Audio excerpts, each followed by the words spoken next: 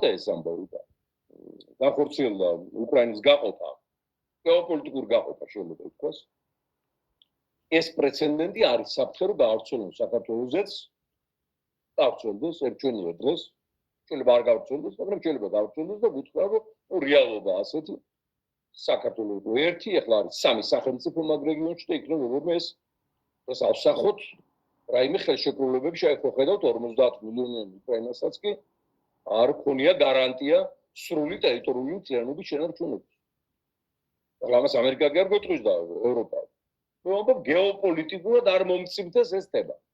ამიტომ ჩვენ ეხლავე უნდა დავიწყოთ მუშაობა, ვისაც რა შეგვიძლია, ისტორიკოსებმა, პოლიტიკოსებმა, ხელისუფლება არ ყავს ახლა მათ რა მუშაობა უნდა დაიწყოთ, ამათ რაც მალე შევცვლით ეს საფრთხეც მინელდება იმის თაობაზე, რომ უკრაინასთან ჩვენი პრეცედენტი არის უადგილო და არა სიმეტრიული, არათავსებადი.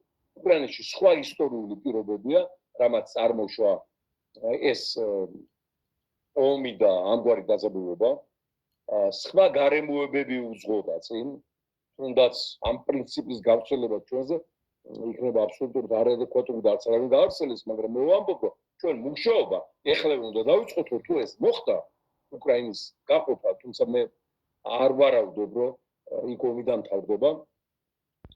მაგრამ გეოპოლიტიკაში და პოლიტიკაში იგებს ის, ვინც წინასწარ განსაზღვრავს მოვლენებს და ამზადებს ტანკს საწინააღმდეგო პოლიტიკურ ღობურებს.